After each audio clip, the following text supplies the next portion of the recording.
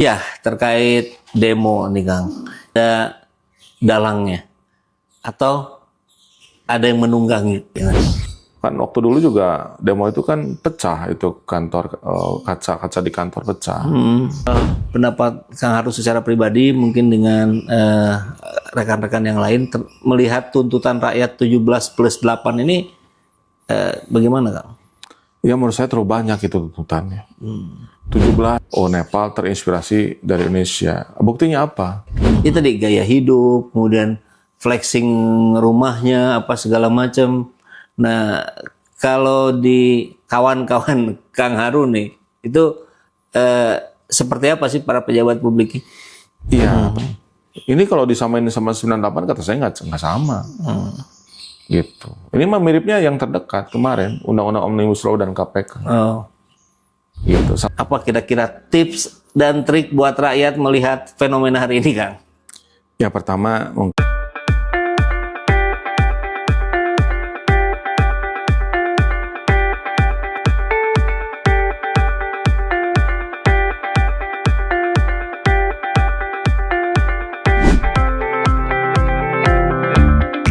Bismillahirrahmanirrahim. Assalamualaikum warahmatullahi wabarakatuh, Kang Harun. Assalamualaikum. Sahabat Kopi Inspirasi, kali kedua saya pinjam lagi. Biasanya Kang Harun yang jadi host, sekarang saya yang jadi host. Karena ada sesuatu yang ingin didengar oleh rakyat dari para praktisi politikus lah. Karena kita dengar di media sosial ini yang ramai sangat seliweran gitu Kang. Nyaris suara politikusnya juga nggak kedengeran gitu. Yang ramai itu ya dari influencer, konten kreator, demonstran dan sebagainya. Ya, terkait demo nih Kang. Jadi dari 25 Agustus memuncak di akhir Agustus, ternyata sampai hari ini masih terus berlangsung dan kita dengar Nepal mengerikan di sana. Yeah. Ada penggulingan rezim dengan cara-cara yang anarkis, yang mudah-mudahan salah informasi yang saya terima Kang, katanya terinspirasi dari Indonesia. Waduh, gimana itu? Ya, saya kira dalam demokrasi ya, dalam politik, demonstrasi itu kan sebenarnya biasa ya. Boleh ya, ada di undang-undangnya. Ya biasa. Artinya biasa. Bukan hal yang istimewa. Misalnya ada demonstrasi ke DPRD kota gitu kan biasa. Iya, iya. Demonstrasi ke DPRD provinsi biasa. Demonstrasi ke DPR RI itu biasa. Ketika dialog itu audiensi, dengar pendapat itu sudah sulit dilakukan, akhirnya mengambil metode demonstrasi. Intinya kan menyampaikan aspirasi, unjuk rasa. Unjuk rasa. Rasa diunjukkan gitu. Diperlihatkan. Gitu. Jadi itu hal biasa.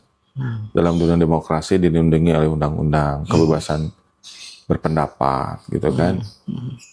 Kebebasan berkelompok, berserikat. Itu dilindungi oleh undang-undang. Tapi ketika ujungnya itu bakar-bakar. Nah, itu. Menghancurkan fasilitas umum, membakar fasilitas umum, ada orang yang meninggal, itu kan jadi masalah. Tidak seperti yang seharusnya, gitu ya. Atau demonstrasinya malam-malam gitu. Iya, iya. Yang ini udah pulang. Udah pulang. Datang yang baru. Siapa itu yang baru tuh? Nah, artinya kalau demonstrasi sesuai jam kerja gitu, berakhir 18.00, itu satu yang saya bilang tadi biasa. Mahasiswa demonstrasi biasa. Buruh demonstrasi biasa, teman-teman ojek online demonstrasi itu biasa. Mungkin ya ada fenomena yang mungkin merasa perlu untuk disampaikan gitu. Tapi ketika ceritanya jadi lain gitu, nah ini mungkin perlu kita diskusikan lebih jauh gitu. Bahwa tidak, ya mungkin demonya tidak hanya apa yang tampak begitu. Kalau ya entahlah, kalau apa mungkin dibahasakan lain dengan ada dalangnya atau ada yang menunggangi. Nah, ini kan yang mengabaikan perjuangan para demonstran tadi, mahasiswa, komunitas ojol dan seterusnya. Mereka ingin ada perbaikan. Ya, saya kira di berbagai media kita sudah lihat lah. Nggak ada tuh mahasiswa komunitas ojol yang bawa perangkat-perangkat untuk membakar dan segala macam. Seperti Kang Haru sampaikan tadi. Malah itu mereka datangnya justru di malam-malam gitu. Yang tidak teridentifikasi. Ini kan pernah kejadian juga di 5 tahun lalu kalau nggak salah ketika demo Omnibus Law. Ada pembakaran halte yang sebegitu sistematis lah dengan orang-orang yang terdeteksi di kamera. Nah, tapi nggak ketahuan, Kang. Dulu tuh nggak sampai ketahuan orangnya siapa dari mana. Nah, apalagi yang sekarang bagaimana ini gitu? Ya, saya 5 tahun yang lalu kan saya masih di DPRD ya. Oh iya. Waktu demonstrasi Undang-Undang KPK, demonstrasi Undang-Undang Cipta Kerja. Ya. Saya masih di kantor. Saya perhatikan demonya mirip. Selalu Anarkis. ada pola yang Ya, mirip anarkis. menurut saya, mirip. Jadi masanya itu beda gitu dengan yang hari-hari kita hadapi. Dia tidak mau berunding. Dia memang mau chaos aja. chaos. Gitu. Jadi kan waktu dulu juga demo itu kan pecah itu kantor, kaca-kaca di kantor pecah. Ya lemparan, ada polisi yang kena juga gitu ya. Jadi saya lihat ini polanya mirip. Artinya bukan mau menyampaikan aspirasi, tapi mau bikin chaos gitu. Nah saya lihat dalam aksi yang terakhir juga ada pola yang sama. Kan itu tidak misalnya pagi-pagi jam 9 bakar gedung, kan tidak begitu. Nggak. Selalu malam. Iya, jadi yang demo pagi sampai sore itu benar gitu. Nah, justru setelah menjelang maghrib itu baru di ujung gitu kan, kalau diperhatikan peralatannya lengkap ya segala macam gitu. Dan chaosnya kan malam biasanya, gitu. Tidak siang-siang tidak. Artinya ya mungkin ada yang merencanakan gitu untuk begitu pola. Kalau tadi sempat kesinggung Kang, Nepal Kang. Jadi ketika video ini syuting nih, baru kemarin kejadiannya. Ada penumbangan rezim dengan kekuatan anak-anak muda di sana yang dipicu oleh ditutupnya media sosial. Kemudian isu-isunya ya korupsi, nepotisme, ada kemiripan lah. Bagaimana Kang Haru melihat? Iya kan, apa ya, mungkin dalam ilmu komunikasi kan ada istilah framing ya. Framing. Satu peristiwa disorot dari durasi sekian dipotong, terus oh ini sama gitu. Jadi menurut saya ya mungkin yang terjadi di Nepal betul, misalnya ada persoalan ya kan. Kemudian ada aksi juga, kebetulan aksinya juga berujung rusuh gitu kan. Terus akhirnya Perdana Menterinya mengundurkan diri gitu kan. Ya segitu aja ceritanya gitu. Tapi kan dikaitkan seolah-olah itu tuh terinspirasi oleh Indonesia gitu kan. Gitu aja kan. Framing. Ya itu yang mungkin menurut saya ya itu framing. Karena ya beda kan, Indonesia mah nggak mundur kan pemerintah. Dan baru reshuffle aja gitu kan. Dan saya kira ya terlalu dini mengatakan bahwa Nepal terinspirasi dari Indonesia. Buktinya apa? Apakah ada demonstran di Nepal mengatakan kami melakukan ini terinspirasi oleh kawan-kawan kami Indonesia? Kan nggak ada kata-kata itu. Itu cuma rame aja di sosmed seolah-olah ini terinspirasi oleh Indonesia gitu.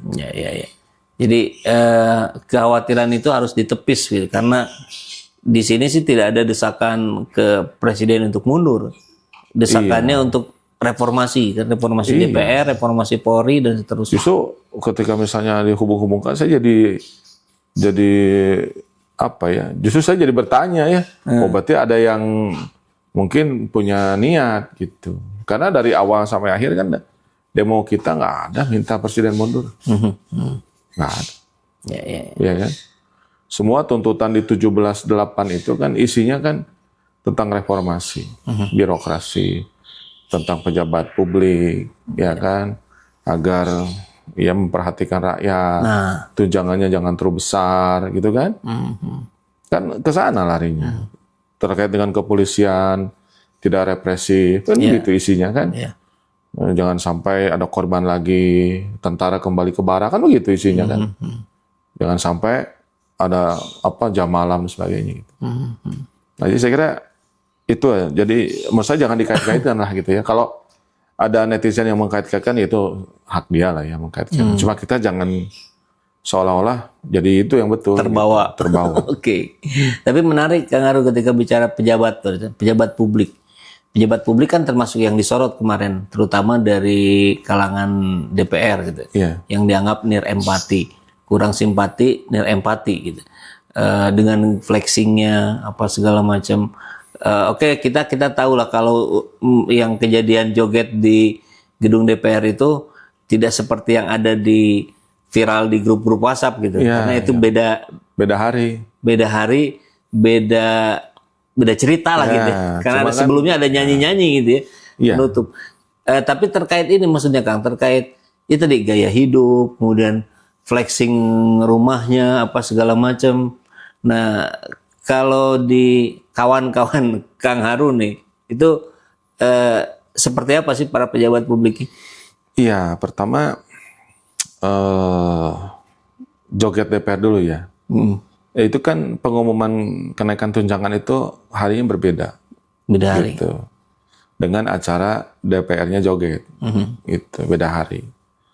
Kenapa joget? Karena ya ada paduan suara gitu. Ada penampilan di depan. Penampilan gitu kan.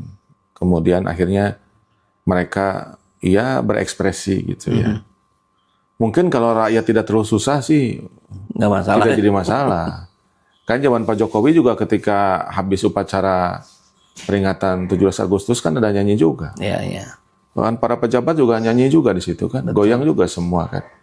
Tapi kan nggak jadi masalah pada saat itu gitu kan. Ya, ya. Nah, jadi saya melihat ini rakyat sedang susah. Itu saya kira kita semuanya sepakat. Yang kedua, ya mungkin ada oknum ya di pejabat publik yang dia mungkin lupa ya bahwa dia itu pejabat publik. Jadi dia itu orang yang diberikan amanah untuk mengurusi urusan publik, gitu. Maka akan disorot oleh publik. Ya, ketika rakyat merasakan hidupnya susah, wajar kan dia itu minta tolong sama orang yang dia berikan amanah ketika pemilu, ya kan? Tolong dong saya diperjuangkan nasibnya, baik dari kalangan menengah ataupun kalangan bawah. Nah masalahnya sekarang itu kalangan bawah itu sudah banyak ditangani dengan UHC, ya kan? Dengan bansos, ya kan? Bantuan sembako kan sudah dibantu. Justru kalangan menengah yang ada yang bantu, dapat Kejepit. keringanan BPJS-nya enggak, gitu kan? Dapat bansos juga enggak, ada kamu punya penghasilan. Tapi hidupnya makin berat. Jadi sebenarnya yang berat itu dua, kalangan menengah, kalangan bawah. Nah, sementara oknum pejabat publik dia lupa. Ya mungkin ada yang sebelumnya memang sudah kaya karena latar belakangnya pengusaha. Ya, ya banyak. Mungkin ada yang sudah kaya karena latar belakang sebelumnya adalah artis. Cuma kalau asli dari politisi harusnya sih enggak. Harusnya enggak. Karena nggak mungkin dia nggak punya modal.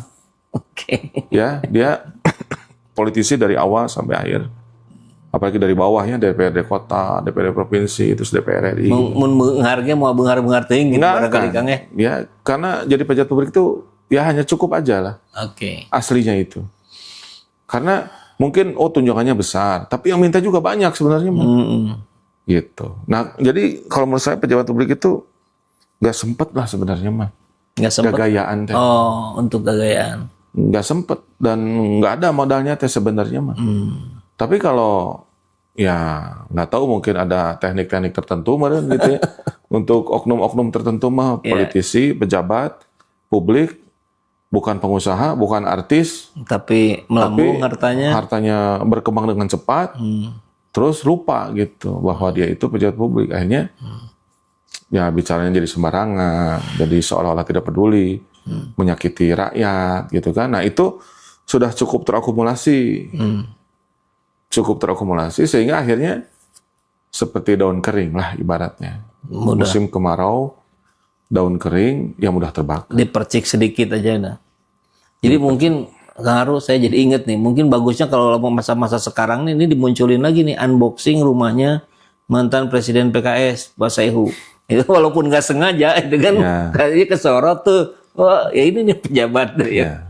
Jadi menurut saya nggak semua pejabat publik itu berada dalam kelimpahan, tergantung latar belakang gitu. Tapi kalau pendapat Kang Aru secara pribadi, mungkin dengan rekan-rekan yang lain, melihat tuntutan rakyat 17+8 ini bagaimana Kang? Ya menurut saya terlalu banyak itu tuntutannya. 17, 8 itu terlalu banyak menurut saya. Itu kan diakumulasi. Iya, katanya dari 211 tuntutan. Iya, itu terlalu banyak. Menurut saya dulu aja Tritura kan 3 aja gitu. 3 ya, kerucutkan lagi. Dan sukses gitu. Jadi menurut saya perlu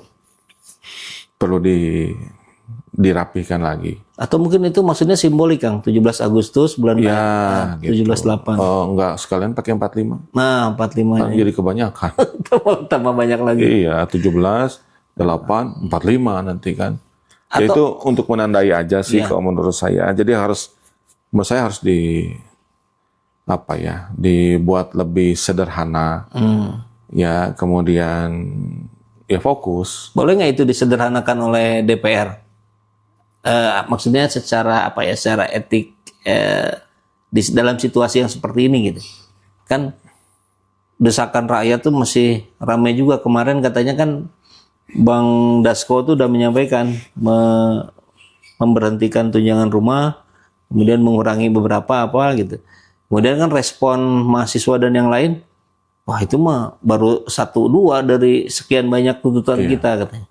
Iya, maksud saya tadi memang perlu dikawal terus ya. Ini juga kalau tiba-tiba rusuh terus tiba-tiba diam juga saya kan jadi aneh ya. Iya, iya. Ini ada apa? Dan mestinya mah nggak begitu. Gitu. Mestinya demo itu kalau murni ya, dia memang akan ada eskalasi. Tapi tidak rusuh.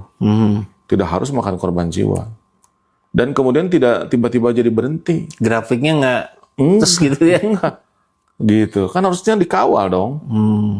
Ya mestinya ada dialog dari DPR dengan perwakilan mahasiswa, perwakilan buruh, dari ojol. Kan satu-satu dibahas.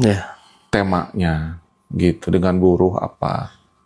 Ya kan. Kalau misalnya sekarang judulnya tunjangan perumahan dewan, kan harusnya nggak merembet ke DPRD kota kabupaten. Ini Kan fokus DPR aja. Kan enggak sekarang. Ada yang datang ke DPRD. dibongkar DPRD DKI. Jawa Barat, katanya lebih besar lagi. Ya, gitu. Jadi seolah-olah nggak selesai-selesai. Gitu. Kenapa? Karena tadi pertama tidak kompak, ya tuntutannya. Kedua, menurut saya ini belum selesai sebenarnya. Masih ada yang sedang mencoba terus menghidupkan situasi ini gitu.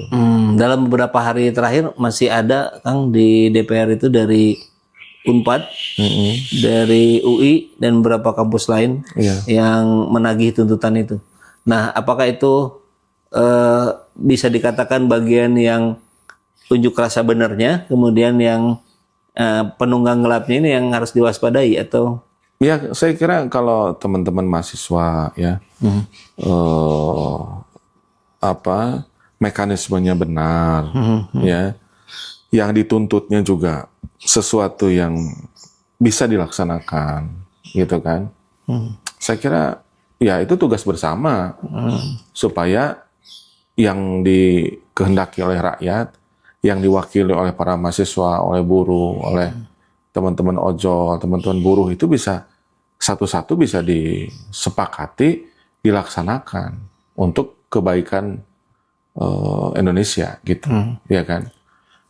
Nah justru itu yang menurut saya harus dikawal. Tapi kan harus jelas apa saja poin-poinnya.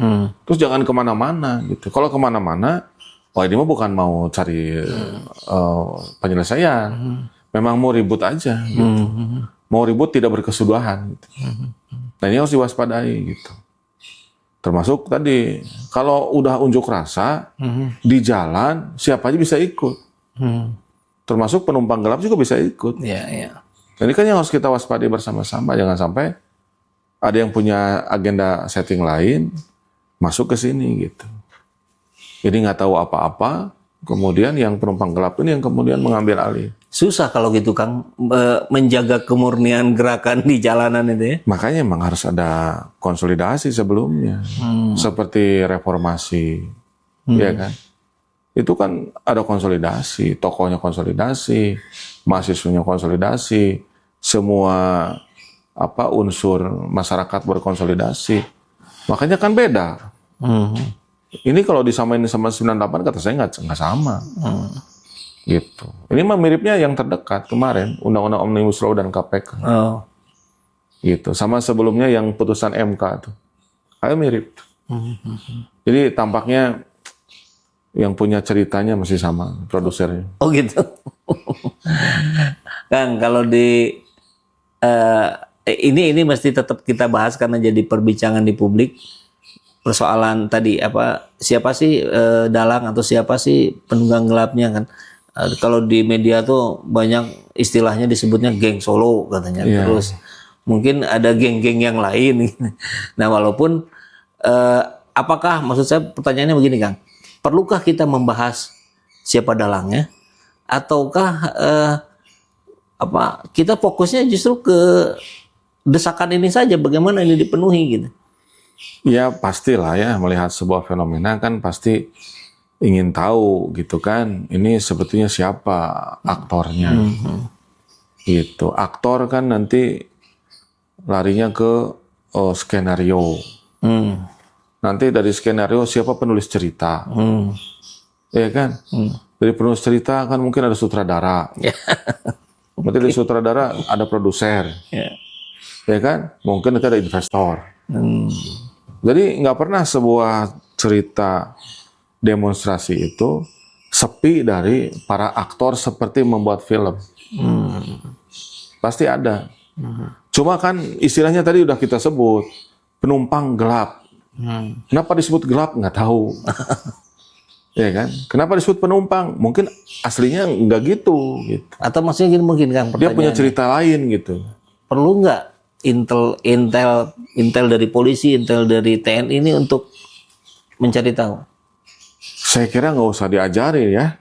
Saya yakin sebetulnya di Kementerian Pertahanan, bahkan kan sampai di resapel Menko Polhukam kan. Nah, itu. Berarti kan ya orang yang dianggap bertanggung jawab terhadap situasi kondisi. Pihak kepolisian, ya mungkin belum tahu ini siapa gitu, ya kan? Pihak TNI mungkin belum sudah tahu, tapi kan mungkin nggak semua diceritakan dalam sosial media kan. Kita sebagai masyarakat kan seliweran aja terima WA kiri kanan kan di sosmed. Semua teori tentang peristiwa ini. Nah, yang berseliweran itu belum tentu betul. Iya, belum itu justru seringkali yang kita terima itu langsung kita anggap fakta aja. Itu. Kemudian kita kasih tahu ke yang lain. Iya, kita bias misalnya yakin ya seolah-olah itu ya peristiwa yang sebenarnya, sebetulnya belum tentu. Yang seliweran di WA itu sebenarnya yang terjadi belum tentu. Bahkan boleh jadi yang dibaca oleh kita itu bagian dari cipta kondisi. Supaya kita punya keyakinan seperti itu. Bisa jadi. Gitu. Jadi oleh karena itu maka ya saya berharap kita semuanya bisa menahan diri lah. Jangan overthinking juga di wilayah itu. Gitu. Jadi melihat fenomena ini misalnya dikaitkan dengan Nepal, dikaitkan dengan Filipina, kesimpulan Asia Spring, kata saya terlalu cepat. Jangan dulu, gitu. Atau sebaliknya yang mengatakan ini udah beres, belum tentu. Jangan juga. Gitu, ya kan? Kalau saya melihat ini masih ceritanya masih nyambung. Gitu. Masih ada pihak-pihak yang ya belum mau ini selesai. Gitu. Jadi mungkin ya masih harus waspada lah. Oke. Gitu. Jadi kalau Kang Arus sebagai praktisi politikus yang sudah puluhan tahun ini ngelihat langkah-langkah yang dilakukan oleh Prabowo dengan mereshuffle 5 kementerian ini segala macam, ini langkah yang tepatkah atau masih ada yang kurang atau bagaimana? Ya saya kira ini sudah satu langkah yang baik ya. Artinya beliau kan mendengarkan, kemudian mungkin menganalisis dan akhirnya sebuah kebijakan diambil, gitu kan? Nah, apakah ini sudah cukup? Ya kita lihat nanti. Apakah masyarakat merespon ini positif? Artinya selesai? Ataukah masih belum selesai? Kalau di media sosial kan masih ada beberapa list menteri yang diharapkan direshuffle dan belum, sekarang masih ada. Ya, itu contohnya. Cuma kan fenomena di sosial media ini tidak akan menjadi desakan yang nyata dalam bentuk aksi, kecuali memang ada yang menggerakkan. Oke. Gitu. Jadi kalau ramai aja di sosial media nggak jadi masalah, usul nggak ada jadi masalah. Tapi ketika sudah turun di lapangan, ya kan, sudah menjadi sebuah desakan. Hanya kalau saya sarannya tadi jangan sampai kebanyakan gitu. Apanya, Kang? Yang dituntutnya. Oh, oke. Sehingga jadi tidak substansi.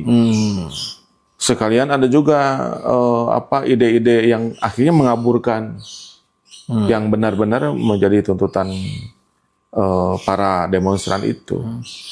Kalau oleh PKS sendiri, Kang, apa ada yang 17+8 ini diolah lagi, dirabung lagi atau? Iya, saya kira kita terus berkoordinasi ya dengan teman-teman di DPR RI gitu kan.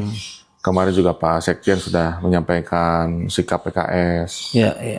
Pak Presiden PKS, Ketua Majelis Syuro sudah menyampaikan. Pesannya lebih kepada dari KMS kan agar semua pejabat publik PKS ya menunjukkan pola hidup sederhana. Jangan sampai ya melukai masyarakat gitu kan yang sedang kesulitan. Fokusnya memperjuangkan aspirasi masyarakat. Gitu. Kalau dari Presiden kan minta fraksi PKS di DPR RI untuk menolak tunjangan perumahan dan sudah ditindaklanjuti. Kemudian juga kunjungan ke luar negeri. Kemudian juga kemarin kan mendorong percepatan pembahasan rancangan undang-undang perampasan aset. Tentu saja harus dikawal juga, jangan sampai undang-undang perampasan aset ini ujungnya disalahgunakan lagi. Nah, itu yang bikin. Iya kan, disalahgunakan lagi, akhirnya jadi tidak tercapai maksudnya gitu. Maksudnya pemberantasan korupsi, akhirnya jadi kesewenang-wenangan. Karena bisa mengambil aset siapa saja. Betul. Bahkan belum ada putusan pengadilan kan gitu. Baru dugaan sudah bisa disita. Ini kan harus kita jaga bersama. Gitu. Kemudian masalah program-program pemerintah. Ya jangan sampai maksudnya baik, ya misalnya makan bergizi gratis, koperasi merah putih, tujuannya baik, tapi di lapangan jadi kacau gitu. Nah, ini yang harus dijaga oleh kita sama-sama supaya maksud yang baik itu memang sampai di tujuannya. Gitu. Baik, kalau hubungan yang disorot publik juga nih, Kang, hubungan Prabowo dan Jokowi. Jokowi ini walaupun sudah lengser terus saja dikait-kaitkan dalam banyak, termasuk reshuffle kemarin. Wah, ini bagus nih, mulai disisir nih orang-orangnya Jokowi. Pandangan Kang Aru gimana melihat yang fenomena itu? Ya sebetulnya kita kan harus ingat ya bahwa Pak Prabowo itu kan kasarnya jadi presiden kan memang dibantu Pak Jokowi. Satu. Yang kedua, wapresnya kan Pak Gibran, anaknya Pak Jokowi. Dia pasti ke bawah-bawah gitu, ya kan? Yang ketiga, beberapa menteri zaman Pak Jokowi masih diminta oleh Pak Prabowo lanjutkan, gitu kan? 3, ya kan? Nah, saya kira kita tidak bisa melihat Pak Prabowo dan Pak Jokowi ini terpisah. Ya, kita kan nggak tahu apa yang sudah terjadi kan? Di belakang apakah betul gitu ada persoalan atau ternyata tidak, misalnya nggak ngobrol dua ante ngopi gitu kan sebenarnya ya kan kita kan nggak tahu kita mah gitu kan kita mah rakyat biasa kan cuma bisa ya menduga-duga aja gitu ya. Kalau menurut saya sih siapa saja yang penting kan bekerjanya baik. Ya, tidak ada hidden agenda. Ya, karena kan kalau Pak Prabowo ini gagal, ya harganya mahal. Mahal itu rakyat. Ininya apa? Korbannya. Kita kan nggak kepengen itu. Makanya kita ingin ya kita doakan Pak Prabowo sehat, kan? Kemudian programnya sukses, ya. Kemudian tidak adalah pertarungan yang suka disebut-sebut ya antara geng Pak Prabowo dengan geng Solo misalnya. Kita sih nggak kepengen lah. Sebagai rakyat kan inginnya ya Indonesia mah damai ya. Kemudian rakyat sejahtera gitu ya. Beban hidupnya berkurang gitu ya. Mudah-mudahan sedikit-sedikit bisa kita tingkatkan kesejahteraan rakyat. Saya kira rakyat mah nggak macam-macam dah. Justru jangan sampai karena ada kepentingan oknum gitu ya. Tadi akhirnya rakyat dikorbankan gitu. Iya. Itu aja kalau menurut saya yang diinginkan rakyat. Itu. Fokusnya rakyatnya. Rakyat jangan sampai masalah 2 periode dibahas, kan mesti lama pemilunya juga. Gitu kan. Masalah menteri siapa yang boleh siapa yang enggak. Ya menteri makanya yang angkat presiden. Hak prerogatif. Nah kita jadi riweuh gitu kan. Kan yang menilai Pak Presiden. Kalau kata Presiden lanjut. Kalau kata Presiden nggak bagus. Kita ke siapa? Ya kita mah ke anggota dewan ngomongnya. Ya kan. Mungkin dari kota sampai ke provinsi, dari provinsi sampai ke pusat gitu. Nah ini berarti Kangnya meluruskan batasan-batasan itu. Mungkin yang barusan itu kan saya pernah dengar tuh apa istilah orang bijaknya. Yang jadi masalah tuh ketika kita memikirkan apa yang tidak perlu kita pikirkan. Iya. Ngomong yang nggak perlu kita omongin, dengar yang nggak perlu kita dengar. Iya. Nah, karena kita melakukan itu semua, jadi masalah pada. Ya, jadi kalau menurut saya jangan sampai ya kita memikirkan sesuatu yang bukan kewenangan kita. Misalnya, saya kan pernah di kota ya. Ya. Rakyat kan nggak tahu bedanya. DPRD kota, DPRD provinsi, DPRD nggak tahu bedanya. Pokoknya mah anggota dewan. Pokoknya dewan, Pak, tolong dong sembako diturunkan. Kan bukan kewenangan tingkat kota. Gitu. Nah, tetapi kan itu harus disampaikan. Ketika ada reses, DPRD provinsi, ya sampaikan lagi. Ketika ada reses DPR RI, sampaikan lagi oleh DPRD kota, DPRD provinsi, sampai di DPR RI. Kalau itu berjalan menurut saya, nggak haruslah demo sampai dudurukan gitu. Nah, mungkin ini pertanyaan terakhir tapi sekaligus menjadi yang terpenting. Ini kira-kira kalau kan tentu harapannya demo unjuk rasa kemarin itu melahirkan sebuah agenda perubahan yang konkret lah ini. Nah, peran apa kira-kira yang akan dipastikan diambil oleh PKS gitu dalam proses perubahan ini? Ya saya kira karena kan sekarang kita berharap tadi Pak Prabowo tuh berhasil ya. Jangan karena kepentingan politik akhirnya ya kita mengorbankan rakyat. Baik di tingkat provinsi, di tingkat kota gitu. Saya ke teman-teman di tingkat kota ya dibantu ada itu Pak Farhan. Masalah sampah. Ya kan malu atau Bandung gitu. Tempat saya Kang numpuk terus kan. Iya. Artinya saya kan dulu bilang coba selesaikan sampah di tingkat RW gitu. Sampahnya dipilah. Yang organiknya dibikin pupuk. Dulu udah bagus kan program Pak Kang Pisman. Iya, yang bagus diterusin. Gitu. Ya. Di tingkat provinsi apa misalnya. Ya kan pengangguran. Ya kan lapangan pekerjaan. Sok dibahas itu Pak Gubernur teh gitu. Dengan DPRD. Mudah-mudahan kejadian demo kemarin nggak ada lagi one man show. Gubernur sama DPRD solid. Gitu kan? Di tingkat kota solid. Di tingkat nasional juga sama. DPR RI dengan presiden solid gitu. Solid apa? Mensejahterakan rakyat. Kan Pak Menteri Keuangan udah ngomong.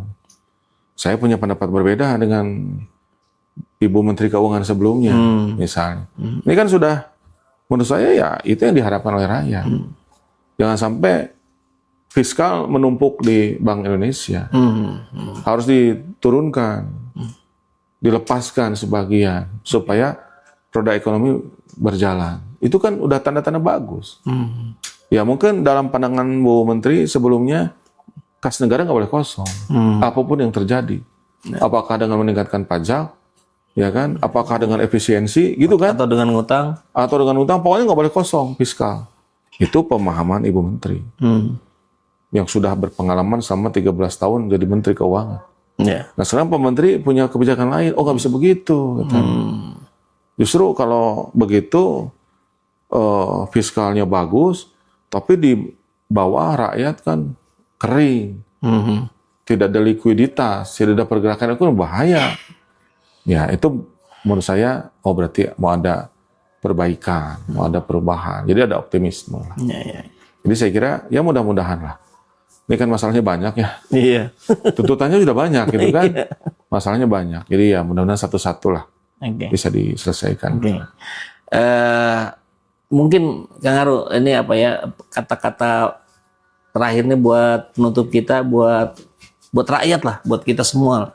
Kan barusan untuk ada optimisme sebetulnya terhadap Menkyu yang baru, walaupun ada beberapa blunder di ucapan kemarin, tapi secara strategi tadi Kang Aru sudah sampaikan, ini ada cara baru, mudah-mudahan menghasilkan yang baru. Pak Prabowo juga dengan berbagai yang dilakukan oleh beliau merespon tuntutan ini kepada rakyat. Kang, kita harus ngapain nih sekarang nih? Banyak yang tadi kan kejadiannya ada yang termakan ini itu di grup WhatsApp segala macam. Apa kira-kira tips dan trik buat rakyat melihat fenomena hari ini, Kang? Ya pertama mungkin saya melanjutkan pesan Pak Presiden PKS, ya juga Ketua Majelis Suro kepada pejabat publik PKS. Ya. Harapannya ya kita jangan lupa lah bahwa kita ini kan rakyat juga, bagian dari rakyat yang mendapatkan amanah sebagai pejabat publik. Oleh itu jangan lupa kita tuh siapa, kita ini rakyat juga. Jadi jangan menunjukkan perilaku berkata-kata yang menyakiti rakyat, berperilaku menyakiti rakyat. Justru kita harus membantu rakyat, gitu ya, yang sekarang hidupnya sedang susah. Itu satu. Yang kedua, ya karena kita semuanya adalah rakyat, ya kita juga jangan mau juga ya diadu domba, dihasut, diprovokasi, ya misalnya menjarah rumah anggota dewan, pipiluan kan jangan. Bagaimanapun kan nggak boleh, bukan begitu caranya, gitu kan? Itu contoh, ya kan? Kemudian ya tadi ikut aksi silakan, tapi yang sesuai aturan. Kalau sudah jam 18 mah balik lah ke rumah gitu. Jangan diterusin yang malam mah. Melanggar undang-undang, sama kita nggak tahu nanti siapa yang akan menuangi itu. Terus yang berikutnya, kalau ada berita di WA, di sosmed, jangan langsung di-share gitu. Ya, dilihat, tanya dulu kepada orang terpercaya. Ini infonya betul nggak? Sebelum nggak dibaca, kadang di-share dengan judulnya langsung di-share. Jadi pengen nanya lagi tuh Kang, itu suka ada Kang, malahan di grup keluarga yang ngirimnya misalkan yang lebih tua dari kita, Mang Uwa. Gimana ngasih tahu? Ya nggak apa-apa, menurut saya perlu kasih tahu, karena yang disebarkan beritanya hoax. Kalau hoax ya harus kasih tahu. Ya, nggak misalnya usah. Ada pesawat jatuh padahal tina game. Terus di bawahnya pesawat Israel dijatuhkan oleh pejuang Palestina padahal tina game kan. Wah, eta hoax wah, gitu kan. Misalnya nggak apa-apa. Ya, jadi harus diingatkan supaya jangan menyebarkan berita hoax. Jangan baca judulnya aja langsung di-share. Ya, saya kira tanyakan pada orang terpercaya. Ini benar nggak? Terus boleh di-share nggak?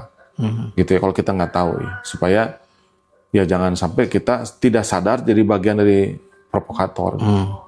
Yang akhirnya ya mencelakakan kita bersama gitu.